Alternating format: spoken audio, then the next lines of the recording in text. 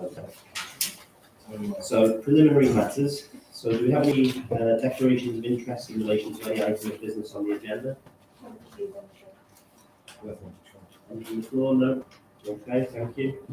Are there any items of business which be determined as matters of urgency? I don't believe there are. Okay. Items of business that may require the exclusion of the press and public during consideration because of the possibility of disclosure of exempt information. We have agenda items 9 and 10. So at those points, we will ask any members present to indicate the room. Okay, so moving on to item 2 then, we've got the minutes of the previous meeting. Any comments on the minutes of the previous meeting? Those are agreed, Chair. You all agree they're agreed? Agreed.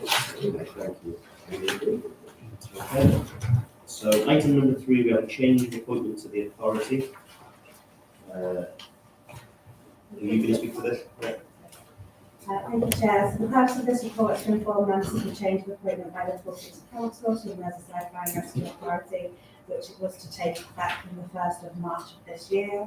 The Democratic Services team were notified that Councillor Rothery was to be replaced as the Liverpool Community Independence Party representative, and she will be replaced by Councillor Sam Gorst. It also suggested to members that is a like-for-like replacement in regards to the committee structure, replacing Councillor Rothery on the Scrutiny and Community Safety Committee.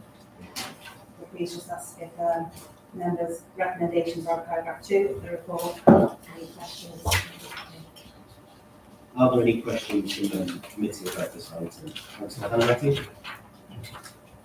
Thanks. Actually, can we just clarify then who the main opposition spokesman is now? Because the fact that was also made previously, does that still exist or is that gone? Well, it was previously shared equally between the Alliance Party and the Liberal Democrats. I have spoken by email to Councillor Gorst and suggested that he speak with Councillor Gorman and they can confirm their position. So at the moment, I'll take it to the Liberal Democrats until we get confirmation by the next committee. I expect to see Councillor Gorst on 6th of April, at which point we will arrange retrospectively, particularly in regards to allowances, back from that. Will we be informed? Yes, on the 6th, yeah. From the point of view of the authorities, at this interregnum, we would take council measures as the opposition spokesman as required under the legislation. Okay, any other comments?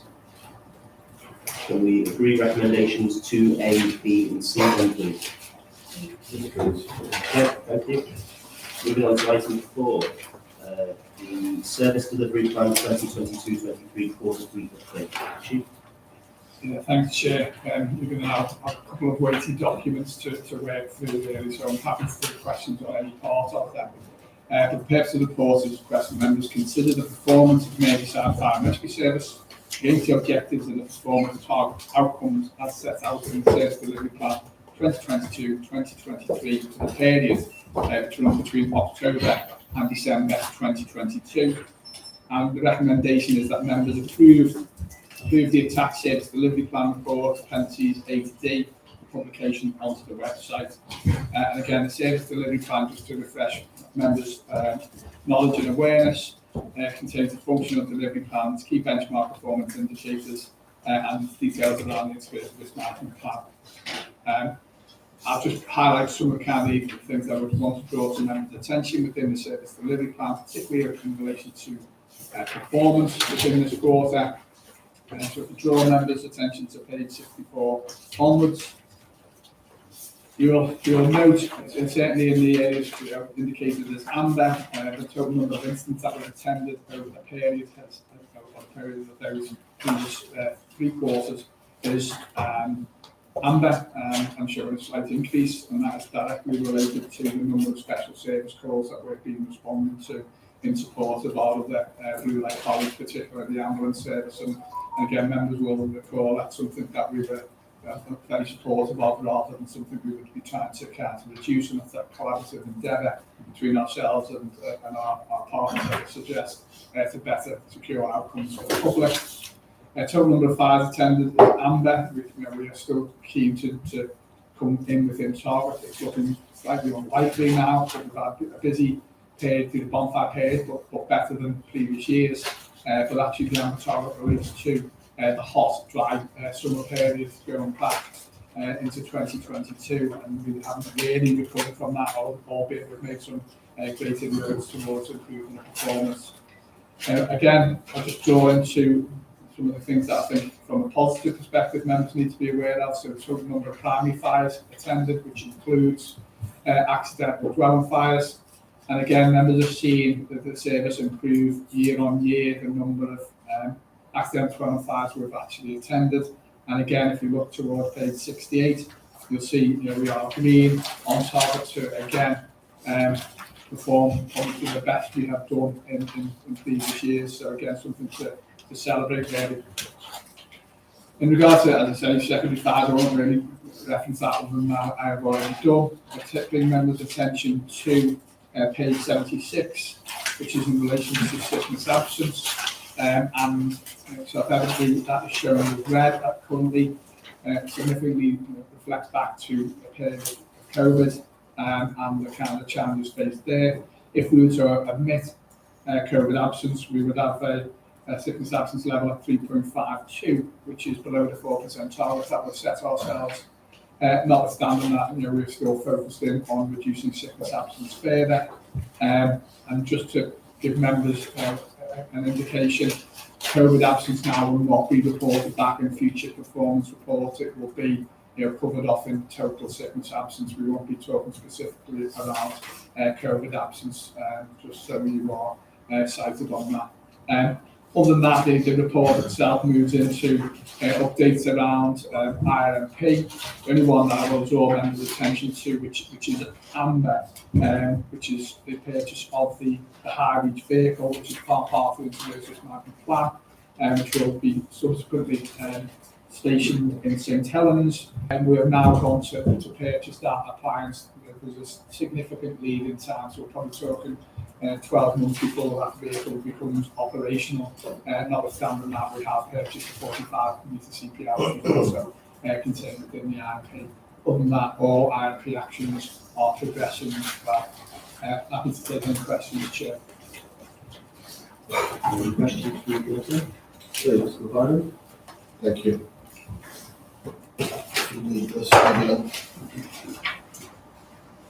Yes, thank you, Chair. So page 75, 76.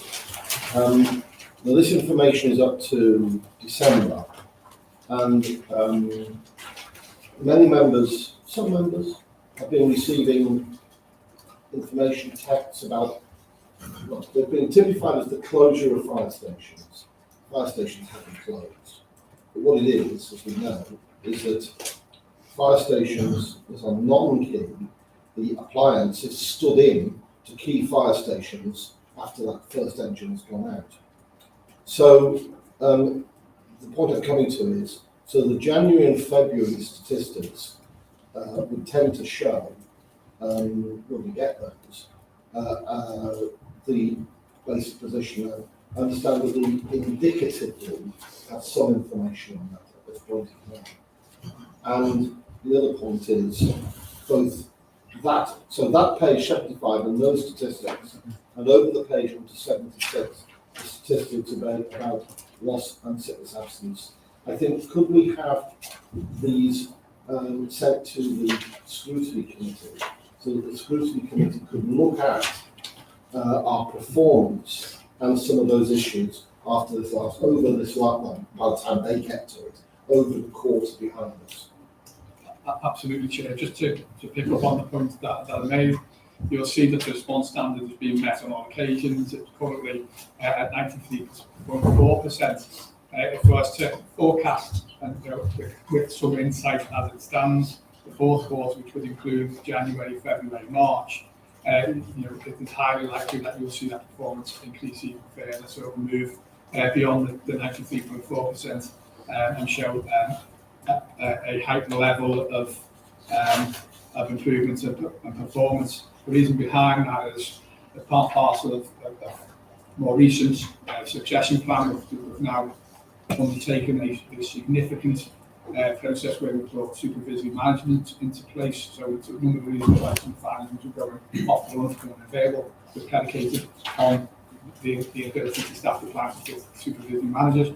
What we've also been embarked on is a significant transfer process. We've got firefighters who have come in to serve some other services who again will bolster the numbers within service and set them new well recruit course, which will pass out in the next number of weeks. So the numbers that we've got available to us to keep up the prices on the run is healthy and strong. Notwithstanding that, we know we're currently in a local dispute, which includes the ban on overtime being worked across the service. That has an impact on fire clients' availability. Certainly, that was how we respond to short-term absence levels. So the fact that we aren't able to utilise overtime across the service at this moment in time, precipitates on occasion the loss of a fire appliance. But as Councillor Barron's directed, these are very much dedicated on, if we have to, we will move fire appliances into key stations to ensure that our response standards are met. And we would choose the least impact of fire appliance if we were to lose any.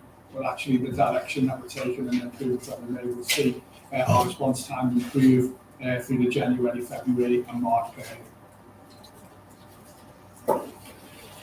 Any other questions? Councillor Moretti? I don't think this is. No, it's not working properly. I'll have to try and shout with my soft voice. Just to follow on from Councillor Barron, I think it's important that the scrutiny committee look at the systems and action levels, because we did have a good record of being about 4% overall.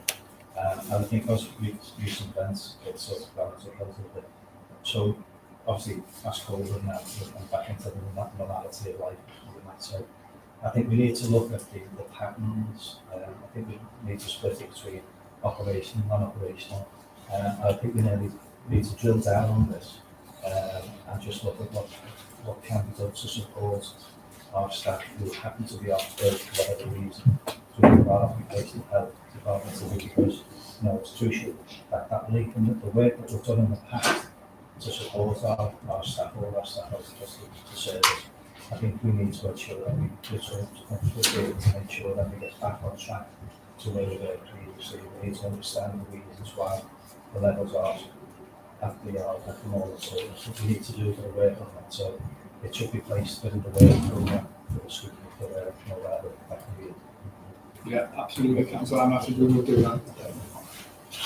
Just go back on the other points. Page 65, it highlights about the fires that well, it says on, was it TCO 1, with the exceptional hot weather, and obviously that's had an increase in fires. Now, obviously, you probably know the answer to this, but are these fires then due to climate change? Yes. Okay, good. Not good, but yeah. With that, it's quite worrying. The data that we have, it will be interesting on a national scale to see how other fire and rescue services across the country have been affected by this. And if this information somehow through the LGA or the Chief Fire Council can be pulled together to see the actual impact and the stress or the way that the fire rescue services are now undertaking due to the climate change, and it's something that should be raised at the highest level. Once this information is collated, I think it should be presented then somewhere to the government or to the LGA for them to have a look at the work, the additional work that the fire rescue services are now undertaking because of the effect of climate change. I think it's a proposition. Sure, for me.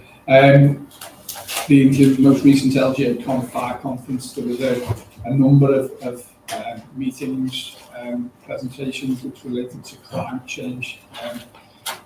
Self-evidently, the National Crisis Council, the Government Association, are aware of that emerging kind of threat to the UK in a broader sense. We have seen across the board increases in the number of wildfires over recent years. Again, that's self-evident. We've witnessed them in Merseyside, but we've certainly responded to them significantly part of the national resilience and the coordination of the delivery of assets to support other fire and rescue services during that period So we know that the hotter weather and wider area flooding has become more problematic for fire and rescue services to deal with. That has been brought to the attention of government. They are more than aware of the issues that are affecting fire and rescue